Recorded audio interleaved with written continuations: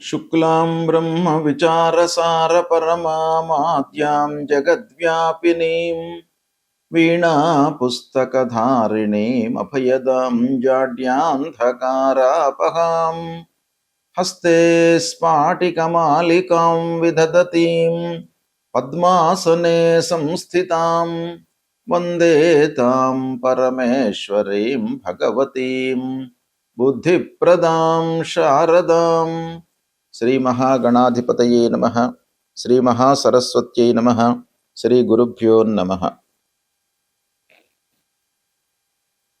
మే నెలలో గోచార ఫలితాలు ఎలా ఉన్నాయో తెలుసుకుందాం. మే మాసంలో ఉన్నటువంటి గ్రహస్థితిని ప్రధానంగా మనం చూసినట్టయితే సూర్య భగవానుడు 15వ తారీఖు వరకు మేషరాశిలో సంచరిస్తున్నాడు. తదనంతరం వృషభ రాశిలోకి ప్రవేశించి మాసాంతం వరకు కూడాను వృషభ రాశిలో ఉంటున్నాడు. కుజుడు 12వ తారీఖు వరకు మీనంలో సంచరిస్తున్నాడు. 12 నుండి మాసాంతం వరకు మేషరాశిలో సంచరిస్తున్నాడు. బుధుడు 1వ తారీఖు నుండి మేషంలో సంచరిస్తున్నాడు. 15వ తారీఖు వరకు ఉంటున్నాడు. 15వ తారీఖు నుండి వృషభ రాశిలోకి ప్రవేశిస్తున్నాడు. 29వ తారీఖు వరకు వృషభంలో ఉంటున్నాడు. 29 నుండి మాసాంతం మిథున రాశిలో ఉంటున్నాడు బుధుడు. గురువు మిథున రాశిలో సంచరిస్తున్నాడు. శుక్రుడు 14వ తారీఖు వరకు వృషభ రాశిలో సంచరిస్తూ 14వ తారీఖు నుండి మిథున రాశిలోకి ప్రవేశించి మాసాంతం కూడాను మిథున రాశిలో సంచరిస్తున్నాడు. శనైశ్చరుడు మీనరాశిలో సంచరిస్తున్నాడు. రాహువు కుంభరాశిలో సంచరిస్తున్నాడు. కేతువు సింహరాశిలో సంచరిస్తున్నాడు.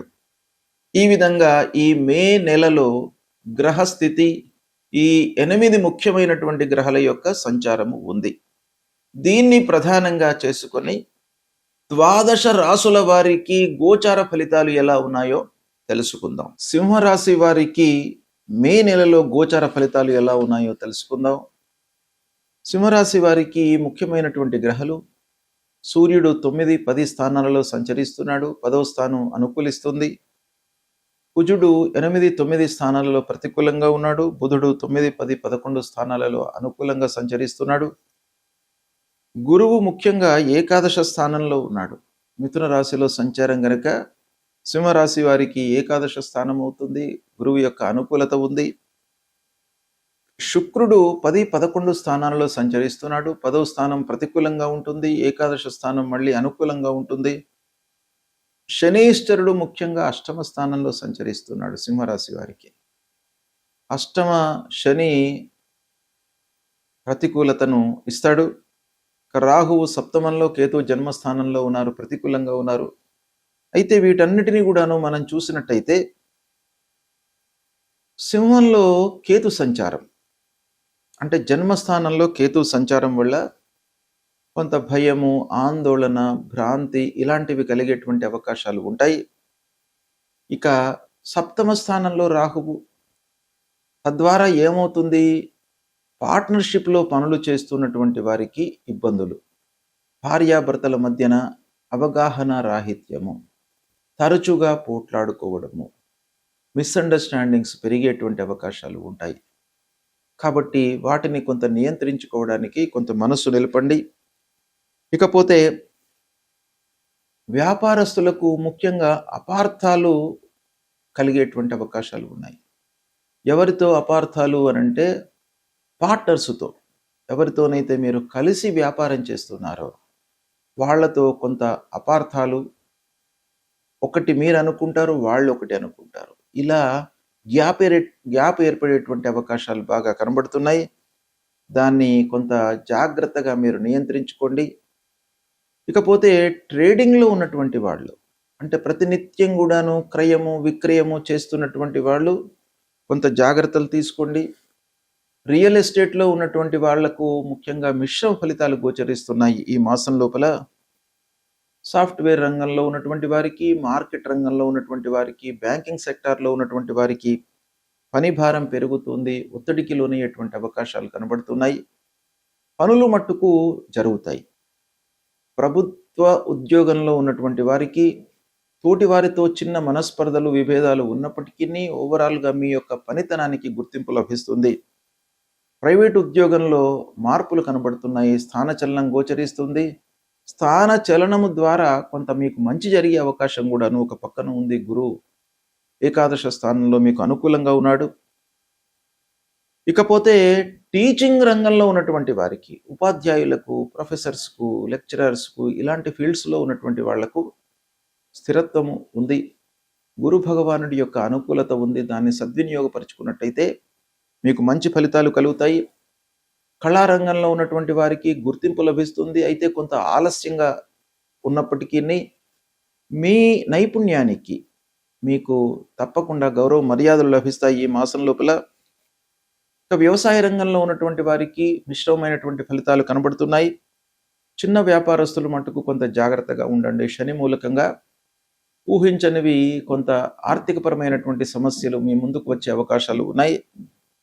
విద్యార్థులు మట్టుకు కొంత కాన్సన్ట్రేషన్తో ఉన్నట్టయితే మీకు సత్ఫలితాలు కలుగుతాయి. పరీక్షల లోపల మట్టుకు కొంత ఒత్తిడితో కూడుకున్నటువంటి సత్ఫలితాలు గోచరిస్తున్నాయి. ఆరోగ్య విషయం లోపల కొంత జాగ్రత్తగా ఉండండి. కుటుంబంలో కొంత విభేదాలు, మనస్పర్ధలు తలెత్తేటువంటి అవకాశాలు కనబడుతున్నాయి. స్నేహితుల యొక్క సహాయ సహకారాలు తగ్గుతాయి కనుక వాళ్ళను మీరు దృష్టిలో పెట్టకుండా మీ ఎఫర్ట్స్ పైననే మీరు నమ్మకంతో ముందుకు వెళ్ళండి. ఇకపోతే వివాహ ప్రయత్నంలో ఉన్నటువంటి వాళ్లకు కొంత ఆటంకాలు ఒక పక్కన గోచరిస్తున్నప్పటికీ వివాహము జరుగుతుంది, వివాహం నిశ్చయమవుతుంది.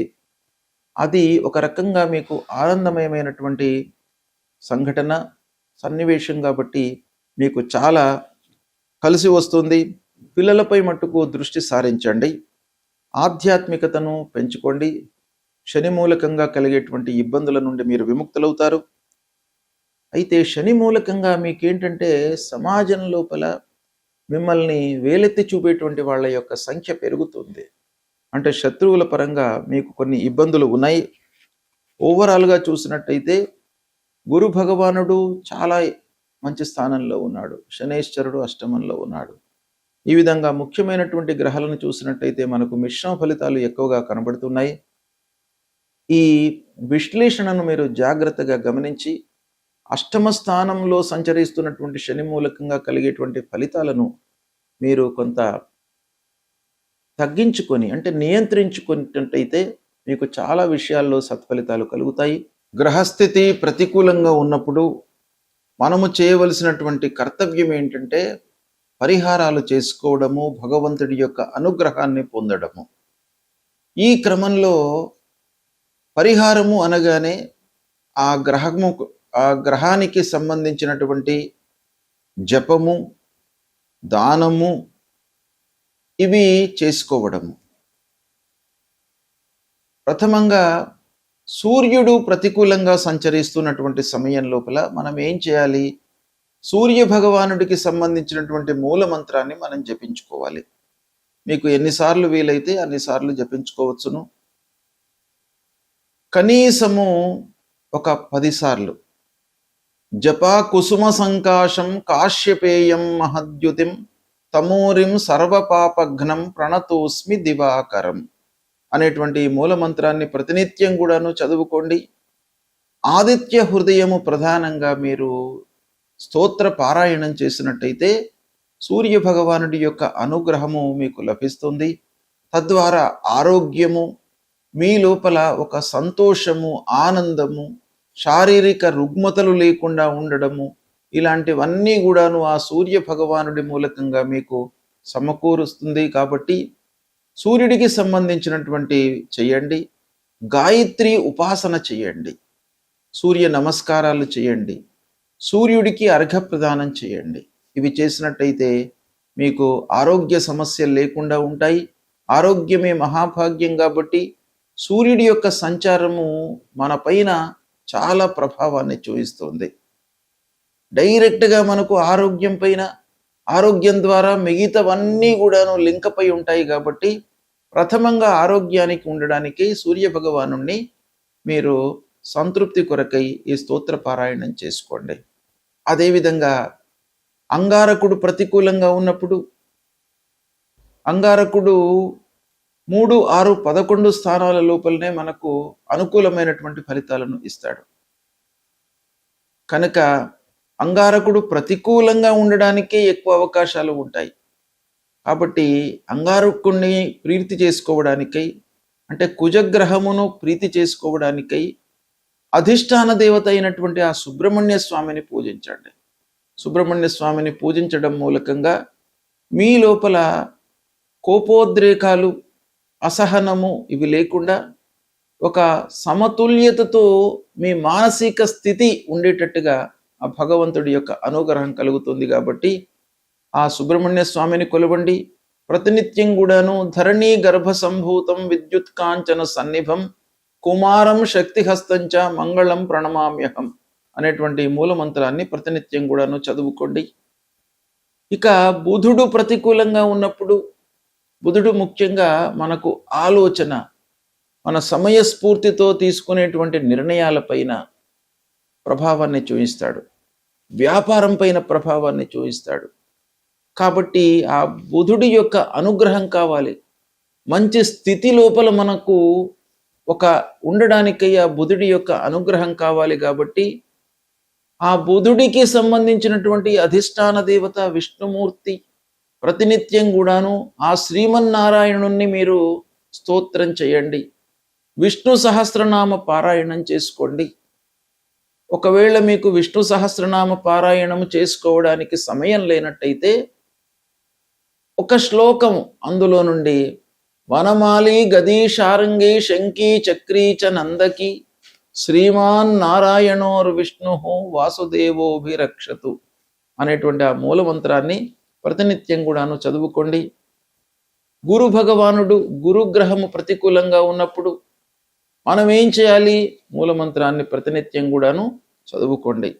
దేవానాంచ ఋషీణాంచ గురుంకాంచన సన్నిభం వందనీయం త్రిలోకానాం తం నమామి బృహస్పతిం అనేటువంటి మూలమంత్రాన్ని చదువుకోండి. సద్గురువులను సందర్శించుకోండి. మాతాపితృవులను సేవించండి. తద్వారా మీకు ఆ గురు భగవానుడి యొక్క అనుగ్రహం లభిస్తుంది. ఇక శుక్రుడు మనకు సంతృప్తిని, ఆనందాన్ని ఇచ్చేటువంటి గ్రహము. కాబట్టి శుక్రుడి ప్రీతికై మహాలక్ష్మి అమ్మవారిని మీరు పూజించండి. తద్వారా మీకు అనుకూలత కలుగుతుంది. ఇక ప్రధానమైనటువంటి గ్రహము శనీశ్వరుడు. శని ప్రతికూలంగా ఉన్నప్పుడు తప్పకుండా పరిహారాలు చేసుకోవాలి. నీలాంజన సమాభాసం రవిపుత్రం యమాగ్రజం ఛాయా మార్తాండ సంభూతం తం నమామి శనీశ్వరం అనేటువంటి మూలమంత్రాన్ని ప్రతినిత్యం కూడాను జపించండి. హనుమాన్ చాలీసా పారాయణం చేయండి. నల్లని నువ్వులు, ఇనుప ముక్క, నల్లని నువ్వులతో చేసినటువంటి నూనెను మీరు దానంగా ఇవ్వండి. లేదా నవగ్రహాల లోపల పశ్చిమ దిశలో ఉండేటువంటి ఆ శని గ్రహాన్ని తైలాభిషేకం చేసి కాళ్ళు గడుక్కొని దాని తర్వాత మళ్ళీ ఆంజనేయ స్వామి దర్శనం చేసుకోండి. అలా చేసుకున్నట్టయితే మీకు శని భగవానుడి యొక్క అనుగ్రహం లభిస్తుంది. ఇక రాహువు ప్రధానమైనటువంటి గ్రహము.